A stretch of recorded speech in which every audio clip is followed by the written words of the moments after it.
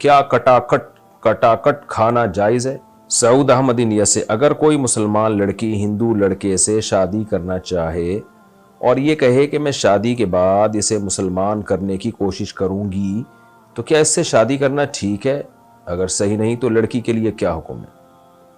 نہیں ہو سکتی یہ شادی، چاہے بعد میں اسے ٹھیک کر بھی لے، لیکن شادی جب ہوگی، میاں بیوی کا ریلیشن ہوگا، وہ تو بدکاری اور زنا کے زمرے میں آئے گا۔ کسی کو دین پہ لانے کے لیے اپنا ایمان بیچنا جائز نہیں ہے۔ تو اگر وہ ہندو لڑکے سے شادی کرے گی، شریعت میں یہ نکاح ہی کالعدم ہوگا، اس کی کوئی حیثیت ہی نہیں ہوگی۔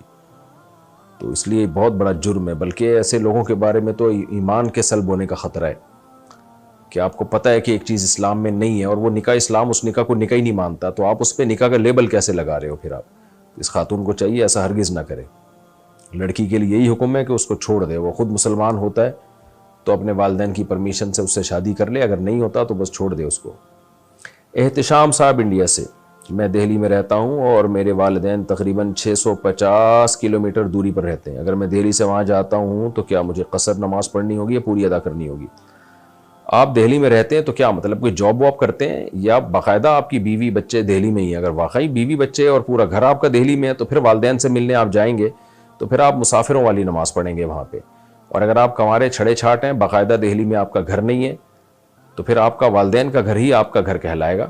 تو پھر آپ جاب کے بعد جب والدین کے گھر جاتے ہیں تو وہ چونکہ آپ ہی کا گھر ہے، تو پھر 1 منٹ کے لیے بھی جائیں گے تو آپ پوری نماز پڑھیں گے وہاں پہ۔ یوسف صاحب انڈیا سے، نکاح کے وقت لڑکی سے پوچھا گیا تو اس نے قبول ہے بولا، جب لڑکے کی باری آئی تو اس کے ابا نے بولا ہاں قبول ہے، واڑے واہ، تو ایسی صورت میں کیا مانا جائے گا؟ تو لڑکا کیا بیٹھا ہوا تھا، اس کے منہ پہ ٹیپ تھی جو اس کو قبولتے ہوئے شرم آ رہی تھی، کیا مسئلہ ہے؟ باہر اگر ابا نے بھی قبول ہے بول دیا اور لڑکے نے اس قبولے کو مان لیا، لڑکا چپ بیٹھا ہوا ہے اور ابا نے بتایا کہ تمہارا نکاح ہو گیا ہے، لڑکے نے کہا ٹھیک ہے، تو بھی قبول ہی ہو گیا وہ، یا لڑکے نے پہلے سے ابا کو بول دیا تھا میری طرف سے قبول لینا، پھر ابا نے قبولا تو بھی ٹھیک ہے۔ تو بظاہر ایسا ہی لگتا ہے، باپ بیٹے میں دونوں میں کوئی مکا ہوا ہوگا، بیٹا تو چپ بیٹھا رہنا تاکہ سسرال کو پتہ چلے کتنا نیک شریف شرفا ہے، کہ جہاں بولنا ہوتا ہے وہاں بھی کچھ نہیں بولتا یہ، تو جہاں نہیں بولنا ہوگا وہاں کیسے بولے گا باپ کے سامنے، اتنا نیک بچہ ہے۔ تو شاید یہ مسئلہ تو ہوگی۔ بہرحال اگر بیٹے نے ابا سے کہا تھا کہ آپ قبول لینا میری طرف سے، تو ابا پھر وکیل ہو گئے، پھر ابا کے قبولنا بیٹے کا قبول نہیں کہلائے گا۔ اور اگر بیٹے نے کہا نہیں تھا لیکن ابا نے قبولا اور بیٹے کو جب بتایا تو بیٹے کو اس پہ کوئی اعتراض نہ ہوا، اس نے کوئی ایسا عمل کر دیا جس سے ثابت ہوا کہ ابا کے قبولے پہ راضی ہے وہ، تو بھی ٹھیک ہے۔ اگر یہ دونوں باتیں نہیں تھی تو پھر یہ قبولنا نہیں کہلائے گا، بلکہ دوبارہ نکاح کر کے بیٹے سے بولنا پڑے گا کہ بھائی تو منہ سے بول، صحیح ہے نا، قبول ہے کہ نہیں قبول ہے۔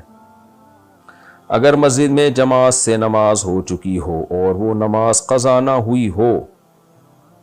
نہ ہوئی تو اس نماز کو گھر میں پڑھنا جائز ہے؟ اسلاف سے یہ بات ثابت ہے، مصنف ابن ابی شیبہ میں کہ روایت ہے کہ جب صحابہ تابعین میں یہ معمول تھا کہ جب مسجد میں آتے دیکھتے کہ جماعت ہو چکی ہے تو یا تو وہیں انفرادی نماز پڑھتے یا گھر جا کے اپنے گھر والوں کے ساتھ جماعت کی نماز پڑھتے۔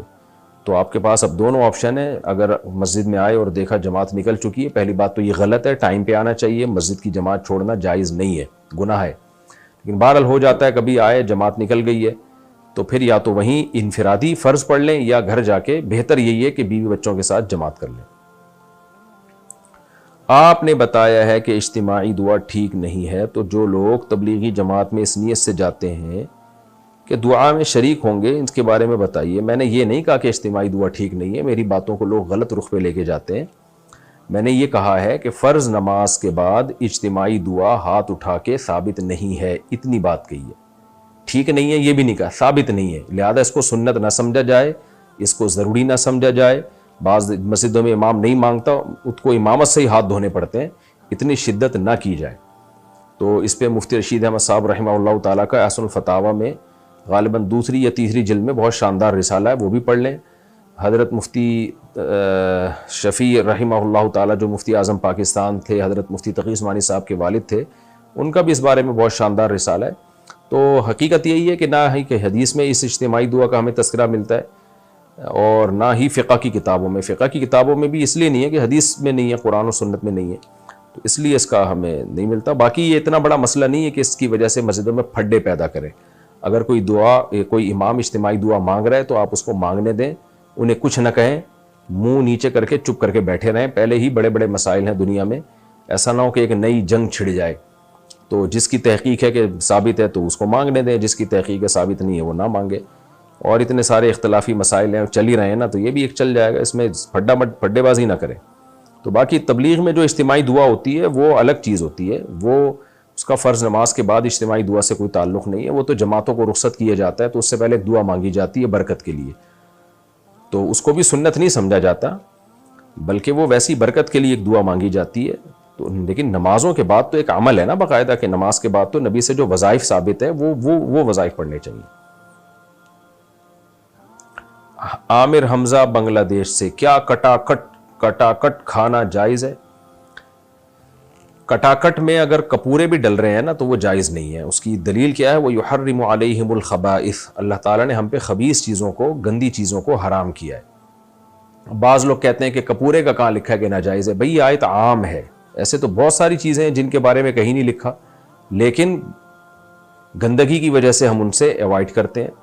مثال کے طور پر منی ہے، بہت سے ائمہ کے نزدیک منی پاک ہے لیکن کھانا حرام ہے، حالانکہ کہیں نہیں لکھا کہ کھانا حرام ہے. اس لیے حرام ہے بھائی خبائث میں داخل ہے، گندی چیز ہے، تو ہمارے نزدیک تو وہ ویسے ہی ناپاک ہی ہے، ناپاک ہونے کی وجہ سے حرام ہے. لیکن جن ائمہ کے نزدیک پاک ہے، کھانا ان کے نزدیک بھی حرام ہے. حالانکہ وہاں بھی یہ سوال ہوگا کہ آپ نے کیسے کہہ دیا؟ وہ یہی جواب دیتے ہیں بھائی خبائث میں داخل ہے، قرآن میں آتا ہے خبیث چیزیں حرام ہیں، تو یہ خبیث نہیں تو اور کیا ہے پھر یہ. اسی طرح آپ سمندر کی مخلوق میں دیکھ لیں، بہت سی مخلوق، مگرمچھ ہے، کچھوا ہے، کہاں لکھا ہوا ہے کہ یہ حرام ہے؟ لیکن ظاہر ہے خبائث میں داخل ہے. تو اسی طرح کٹاکٹ جو ہے، وہ جو کپورے ہوتے ہیں نا، وہ گندگی کا، یعنی یوں سمجھیں کہ اس میں ہر وقت گندگی ہی رہتی ہے. جیسے اسی طرح جو نر جانور کی پیشاب گاہ ہے، وہ بھی ہر وقت اس سے وہ ہے ہی پیشاب کے لیے. تو ایسی چیز جو انسان کے وقار کے اور انسان کے مرتبے کے خلاف ہے تو وہ شرعاً جائز نہیں ہے. تو اس لیے جانور میں کپورے ہو گئے یا یہ پیشاب گاہ ہو گئی، یہ کھانا جائز نہیں ہے. اسی طرح جانور میں جو رسولی نکل آتی ہے، بیماری کے پھوڑا نکل آتا ہے، وہ پھوڑا کھانا بھی جائز نہیں ہے، کیونکہ وہ بھی خبائث میں داخل ہے. تو جو بھی یہ کہتے ہیں نا کہاں حدیث میں لکھا ہے، ایسے بہت ساری باتیں حدیث میں نہیں لکھی ہوتی، لیکن اللہ تعالیٰ نے ہمیں اجتہاد کا حکم دیا، تو مجتہدین اجتہاد کرتے ہیں، اور اس اجتہاد کی بیس پہ بھی بہت سی چیزیں ناجائز ہو جاتی ہیں. اور وہ اجتہاد کیا ہے؟ قرآن کی اسی نص سے استدلال کیا گیا، یحرم علیہم الخبائث، تو یہ خبائث میں ہی داخل ہیں یہ سب چیزیں، اس لیے ان کا کھانا حرام اور ناجائز ہے.